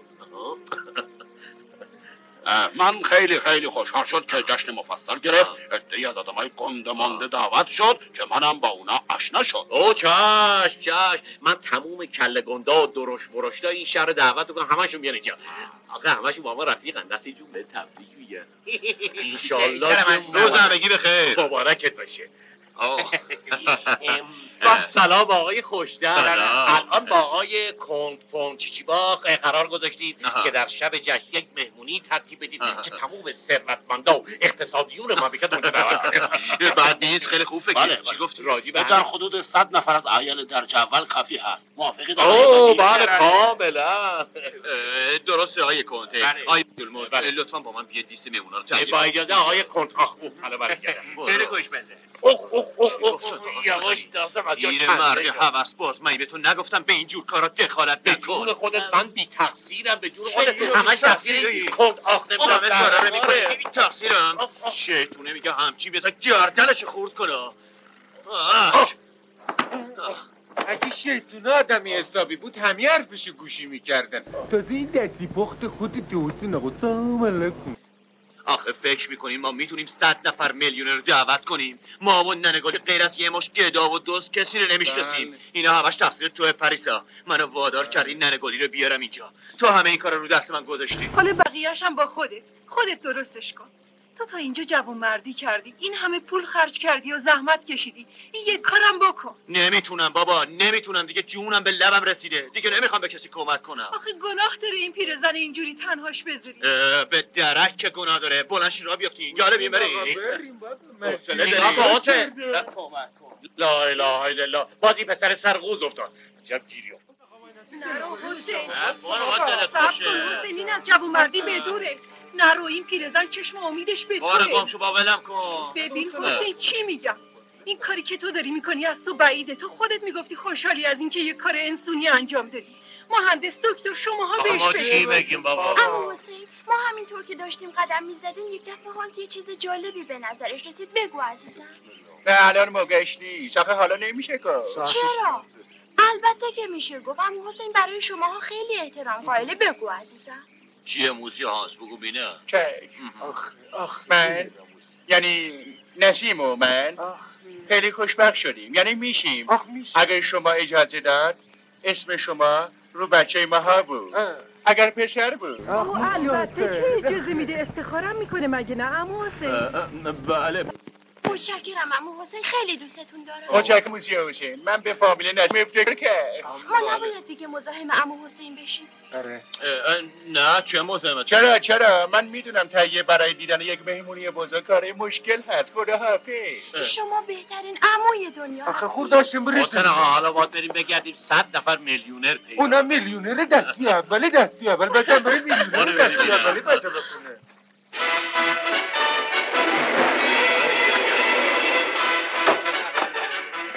یالا بلند شی بریم یه شام مفتی. یالا قبوله؟ بابا چیکار داری؟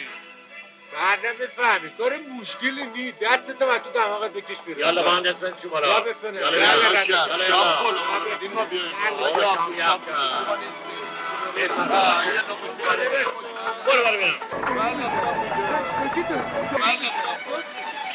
عریض خانم میگم چطور این مدگری رو رئیس کارخونه تخت‌خواب‌سازی معرفی شد؟ نه این قیافش بیشتر به مزرعه. نه با قیافش به آبود. ما بالاخره ما چی کاره شدیم؟ صبر کنی. ملاک. من دلاکی رو خیلی دوست دارم. این کیسه میکشم آب میزنم. کیسه میکشم آب میزنم. بازم کیسه میکشم بازم آب میزنم. دلاک نه احمق. ملاک این کسی که زمین و ملک داره. فهمیدی؟ من زمینم کجا بود؟ من تو 7 آسمون یه ستارم ندارم. مثلا داری خاک بستر؟ مثلا دارم. ای بچه من زمین دارم. چی گفتم؟ خوب گوشاتو وا کن کلاغ. خب زهر ما رو خب درست بس که کلاغ زایدته. تو رئیس کارخونه بخاری سازی هستی. تموم بخاری‌ها که در ایران ساخته میشه مال کارخونه توه. چی داری میگی؟ این دروغه. من یه منقل حلبی هم ندارم. چه برسه بخاری. زمستونا که میشه از سرما سگ بغلم میگیرم. حالو جون کارای دنیا همش کلکه. یادت نره ولی این منگار رو میبرم. یالا بینم. ببین خانم جون، تو یه زن میلیونر هستی، باید مثل یه خانم میلیونر را بری. حالا برو ببینم. ببین خوب راه میرم. چطوره؟ نه بابا این راه رفتن صحیح نیست. برو بابا. من تو خیابونای تهران همینجور که راه میرم 100 تا تاکسی بار آخرین سیستم جلو پام ترمز میکنه. آخی خاکی بر سرت بکنن صافی بایستا دیگه اینهو بیده ملاقه میمونه. خب همه رقمه بایستا کجی نشید. کجی نخ این آدمه کی هم نمیشه. خیلی خوب عباسی پور حالا گوشی بکن. تو مثلا قراره رئیس کار خونه یه کار خونه چی دلت میخواد؟ تو ساندویچ که کار خونه نداره. نکنه کلباسه میگی. آره کلباس کارخونه کلباس. خیلی خوب همه تو ساکت باشین. به من گوش کنید. گفتم خفه ساکت باشین. پریسا تو دار دستاتو ورد و برو اون طرف. بقیه هم ساکت باشین. من میخوام باهاتون حرف بزنم. بیاین جلو. بیاین اینجا پیش من. یالا خانوما و زنها اون طرف. یالا بگیره. کی در پریسا کجا میری؟ گفتم خانوما این طرف. نه تو برو یالا. دکتر بله اینجا دکتر جون تو برو هتل. برو کارای اونجا رو برا کن تا من بیام. امشب باید همه چی مرتب باشه. برو جونم. چشم رفتم. گوش کنین بچه‌ها، حواستون رو خوب جمع کنین. شما از سال به بعد دیگه یه مشت گدای آسمون جل نیستین. اگه مثل پولدارا رفتار نکنین برنامه امشب خیت میشه. اون وقت آبروی ننگلی بیچاره به کلی میریزه. پروفسور جون تو از همه اینا عاقل تری. باید بهشون کمک کنی. سلام و احوالپرسی رو بهشون یاد بدید. الان هر کدومتون میدونین که صاحب کدوم کارخونه یا رئیس کدوم کارخونه هستین. دیگه لازم تکرار نیست. خب حالا از چند تا تو سوال میکنم ببینم چطوری. تو اصلا قزوینی بگو اینم چی کاره ای؟ من رئیس کل خیلی از ملاقاتتون خوشبختم. اقلا بگو خوشبختم احمق جون. خیلی خوب تو رجب مرده خور. بگونم نطقی که پروفسور بهت یاد داده چیه؟ اون فایده نداره. چرا فایده نداره؟ من این یارو کنت آلمانی نیست. خیلی خوب باشه. من باید فنارسه باش حرف بزنم. فنارسه چیه بی سواد بدبخت؟ تو حرف یومیه تو بلد نیستی. همون چند کلمه فارسی رو یاد بگی فرانسه پیشکشه.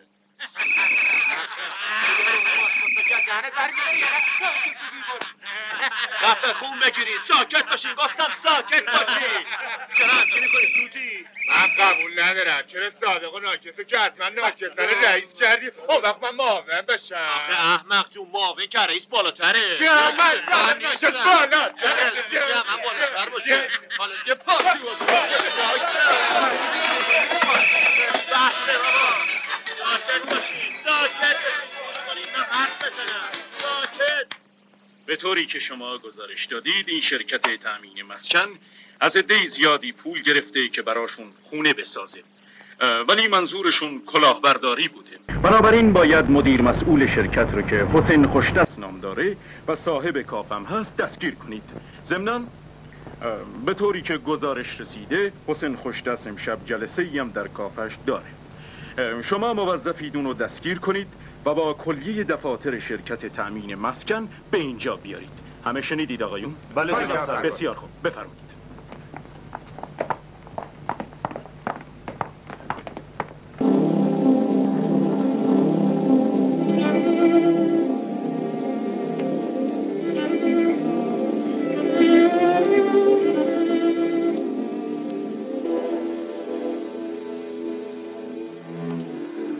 خدایا شکرت.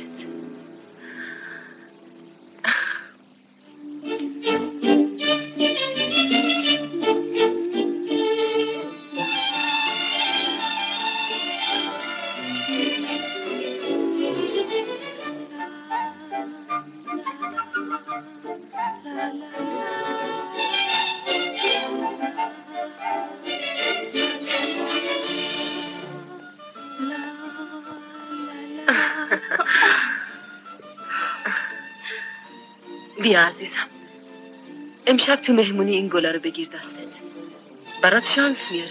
مرسی مامان جون. اوه چقدر خوشگل شدی.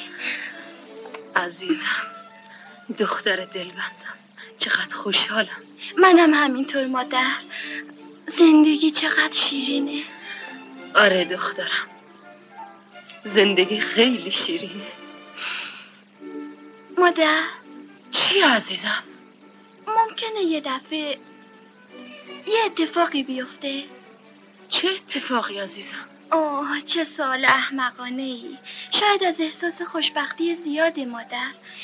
هیچ وقت اینقدر احساس خوشبختی کردی که دلت شور بزنه؟ هیچ اتفاقی نمیفته عزیزم، هیچ اتفاقی نمیفته.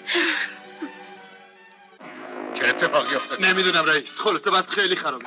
پلیس الان رفته سراغ حسین که دستگیرش. یالا بچه همه رو جمع کنید. ما باید برای مدتی از شهر دور باشیم. دفاتر اصلی پیش ماست. نباید به دست پلیس بیافته. زود باشین، عجله کنید. بریم عجله کنید. یالا یالا بیاین.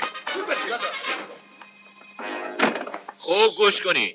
شما همه دوستای ننگالی هستین. اینجا جمع شدین که به یه زن بیچاره کمک کنین، نه اینکه سر پست و مقام با هم دیگه دعوا کنین. متبسمانه باید که بفرار بیشعور هستیم. اخرار چیه؟ اخیر رو عرض میشه یعنی اگه خری بیشتر جمع خر میگه گلوم خراش برداشت. یالا شروع کنیم. خب یالا تمرین میکنیم برای بچه. تمرین میکنیم. من دیگه خسته شدم. حالا موقع خسته شدن نیست. اینا همش نقشاییه که تو ترک کردی. خودت هم وایسا درستش بکن. اینا همه چی رو یاد گرفتم، فقط تعظیم کردن مونده. بزرگ کمک کن بهشون یاد بده چطور تعظیم بکنم. میلتی نه؟ بابا وایسا تو صف. بچه‌ها درست گوش کنید. هیچ کاری نداره، کار ساده ای. نگاه کنید اینطور. حالا خمشین راست شید. خمشین راست این کارا برای تو سخته. وحشی جنگلی هم این کارو بلدن. خب مهندس جفتشون کن باید با هم تمرین کنم. اون پیرزن بیچاره چشم برای باز. من خشنم. آقایون قاطی مردا بشن. یالا تمرینه میکنیم. خانومم قاطی زنا بشن. یالا دخترم پایین ایزی راستی بشین. خمی بشین. بابا محسی میگم شما نگی. هم بشین. راست بشین. عجب ملت. احمق بیشور، خجالت نمیکشی؟ حالا بهت میگم چی شده؟ این بی تربیت میخواست. خیلی خوب بابا، خیلی خوب. بس دیگه. تمرین کافیه. همه یاد گرفتن؟ بله نسبت بله. خیلی خوب. یالا بیاره کن. کسی از جاش نخوره. چی شده آقایون؟ حسین پشت دست شما هستی؟ بله. چه فرمایشی داری؟ شما به جرم کلاهبرداری از این ساعت توقیف هستید. چرا؟ کدوم کلاهبرداری؟ کدوم حقه بازی؟ شما در شرکت تامین مسکن از یه عده زیادی پول گرفتید که براشون خونه بسازین، ولی این کارو نکردید. من کسی پول نگرفتم. مال کسی رم تا حالا نخوردم. همه مردم منو میشناسن. جناب سروان شما بگین ما آدم کلاهبرداری. من شما رو میشناسم حسین آقا، اما مردم از شما شکایت کردن. خیلی خوب، اما شما باید به من کمک کنین که دزد اصلی رو به شما معرفی کنم. همون کسی که پولا رو بالا کشیده. به هر حال شما باید با ما بیاد کلانتری، اونجا همه چیز حل میشه. ولی من الان نمیتونم بیام. ما اینجا جمع شدیم که به یه زن بیچاره کمک کنیم. اگه شما منو ببرین کلانتری، زندگی یه دختر دم بخت و یه پیرزن معصوم از بین میره. خیلی متاسفم، ولی شما باید با ما بیایید. خب مهندس، برسوتی بگو دیگه چه رئیس باشه چه معاون هیچ فرقی نمیکنه. آره راست میگی. اما گوش کن سروان، ما تو هر لباسی که باشیم انسونیم. من باید امشب واسه یه زن معصوم که میخواد دخترش شوهر بده و خوشبخت بکنه مهمونی بدم. نزد سعادت این بدبخت به هم بخوره. اما وظیفه من اینه که تو رو ببرم کلانتری. مگه تو مأمور عدالت نیستی؟ مگه نمیخوای عدالت اجرا بشه و به کسی ظلم نشه؟ چرا؟ خیلی خوب، پس با من بیایم بریم کلاهبردار اصلی رو گیر بیاریم. آخه نداره، بدو بریم دیر میشه. خداحافظ پریسا، منتظرم باش. بفرمایید. ناراحت نباشیم، بره میگرده. شلوغی پلوغی نکن. خواهش میکنم شلوغی پلوغی نکنه.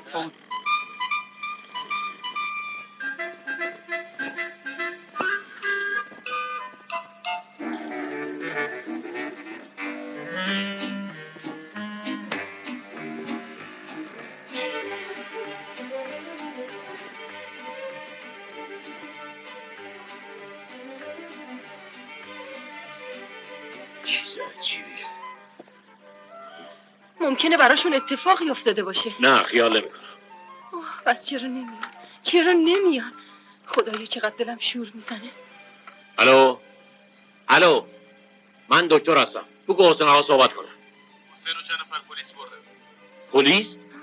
برای چی؟ به جرم کلاهبرداری. به جرم کلاهبرداری؟ خودم میدونستم.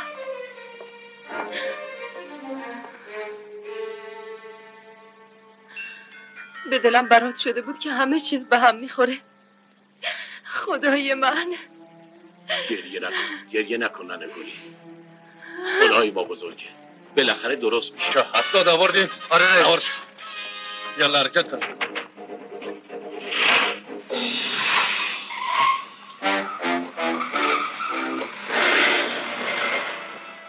اتومبیل هایی که نزدیک تقاطع مهرآباد کرج هستن لطفاً توجه کنن. شماره 13 صدای شما رو شنیدم بگوشم. ماشین شماره 1221 63 همدان شفرلت مدل 64 رنگ مشکی به طرف مغرب در حرکت است. او را متوقف کن. شنیدم. دور بده.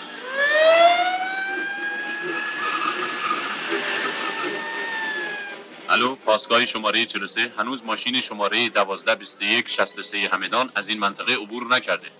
به محض عبور اطلاع خواهم داد.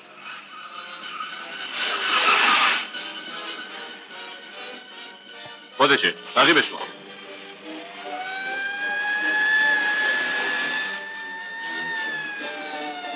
یالا تندتر. ما باید خودمون به خارج شهر برسونیم و تو اون خونه خرابی همیشگی اسناد مخفی کنیم. پاسگاه شماره 43 اتومبیل شفرولت مشکی رنگ با شماره 1221 به طرف شما در حرکت. او رو متوقف کنید. صدای شما رو شنیدم، اطاعت میکنم.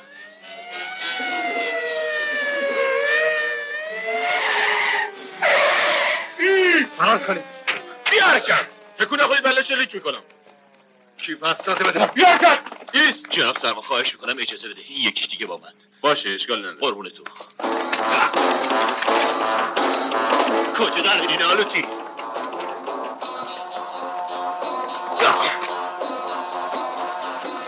من گیرت نیارم. مواظب ماشینا باش. کجا؟ خیال دایی من کلا مردم آدمان شد. این یک شما کی باشی؟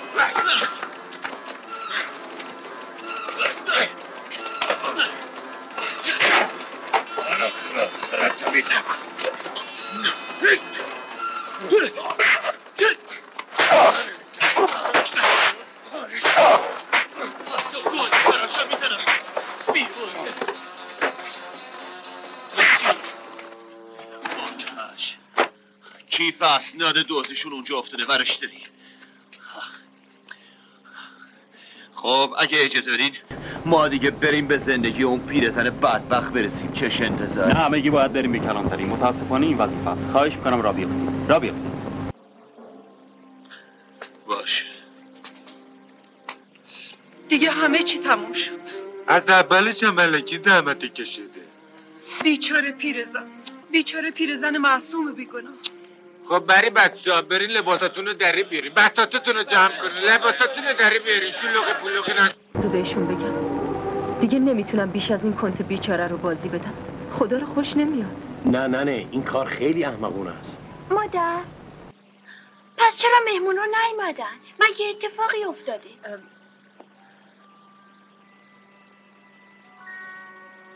نسیم دخترم،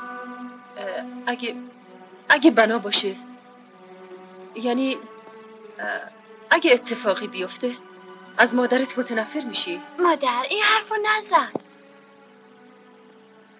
بیا مادر، دیگه همه چیز تموم شد. نمیفهمم همه چیز تموم شد چه معنی میده؟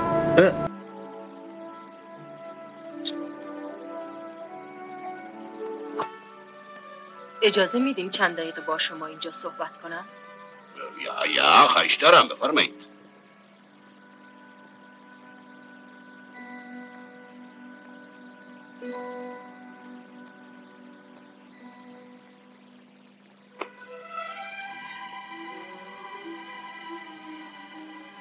من اطمینان دارم که شما میدونید من در دنیا هیچ سعادتی رو بالاتر از خوشبختی دخترم نمیدونم.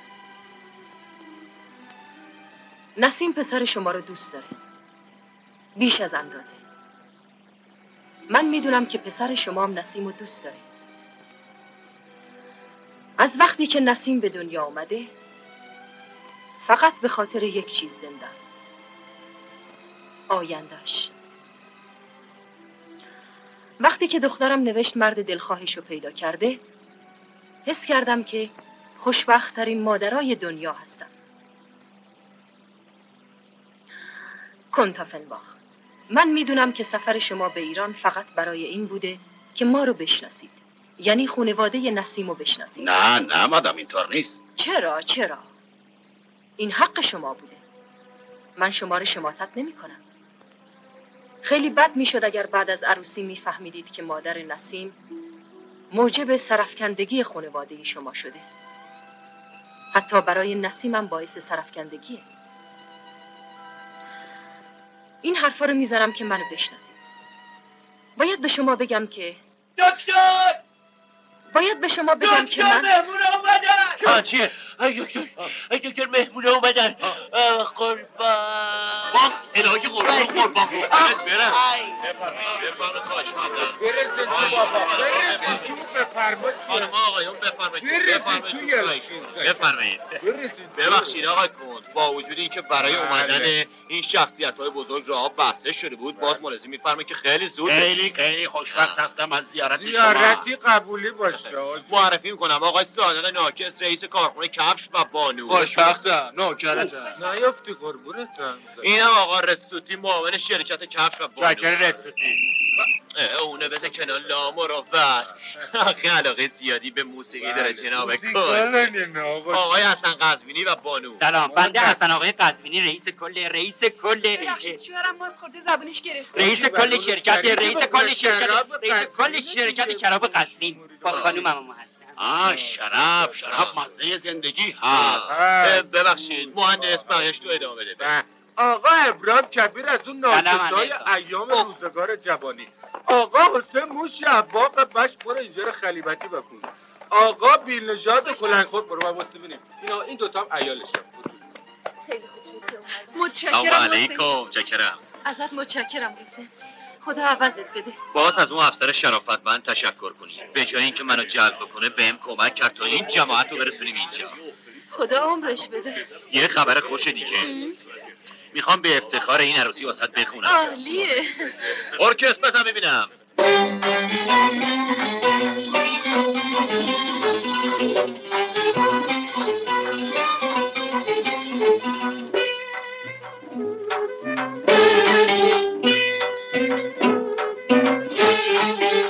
بعد عمری انتظار دوتا یار گل‌آزار رسیدن به هم دیگه، دل هر دوشون میگه دست بزنین و شادی کنین. الان میگم چه کار کنین، نقل و نبات پول طلا بر سرشون نثار کنین.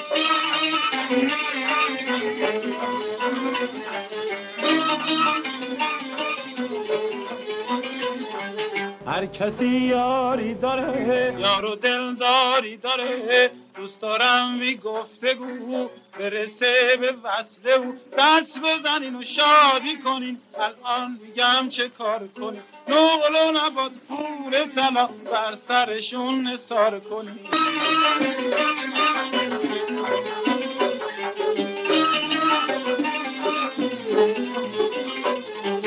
دلم میخواد تا شادمون باشین همیشه با هم، مهربون باشین چون گل باغ و بوستون باشین. دلم میخواد تا در کنار به هم شور و نشاطه، روزگار هم چشم و چراغه ستون باشین.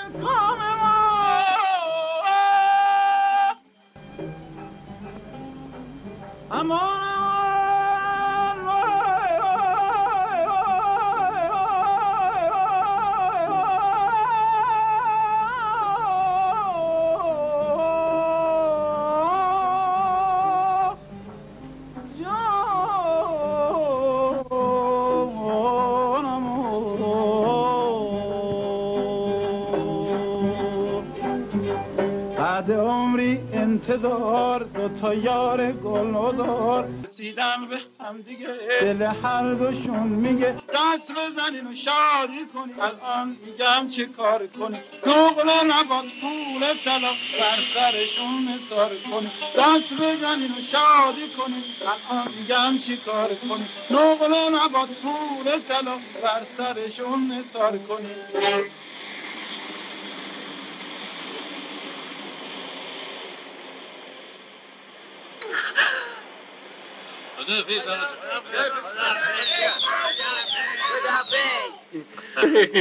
دکتر میخواستم یه چیزی بهت بگم بگو چه چیزی آقا بگی تو کندن گلی بعدت نمیاد بعدت نمیاد که؟ نه خیلی هم خوشم میاد منم هم معطل چی هستی عروسی رو بندازیم دیگه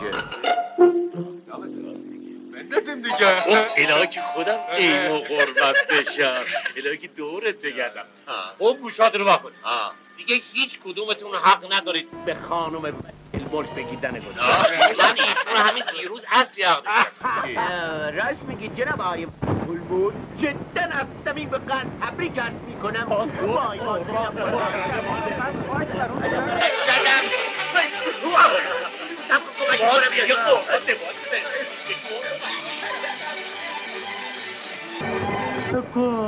سلام علیکم خب پروفسور از شما و دوستات خیلی ممنونم خیلی زحمت کشیدید نه این وظیفه ما وظیفه یه آدم اینه که به هم نوعش به دوستش کمک کنه و الا چه انسونیتی چه آدمیتی درسته پروفسور درسته اما یه چیز دیگه میخواستم ازتون خواهش کنم بفرمایید که باید از حالا به بعد دور گدایی و اینجور کارایی که مخصوص آدمای تنبل و بیخاصیته بالکل قلم بکشید کار کنین عرق بریزین زحمت بکشین و پول درارین تا لذت ببرین اتفاقا ما تصمیم گرفته بودیم که هم تو کافه تو کار کنیم البته اگه قبول کنی قبول که میکنم هیچی خیلی هم خوشحال میشم میبریم پریسا میبریم ننه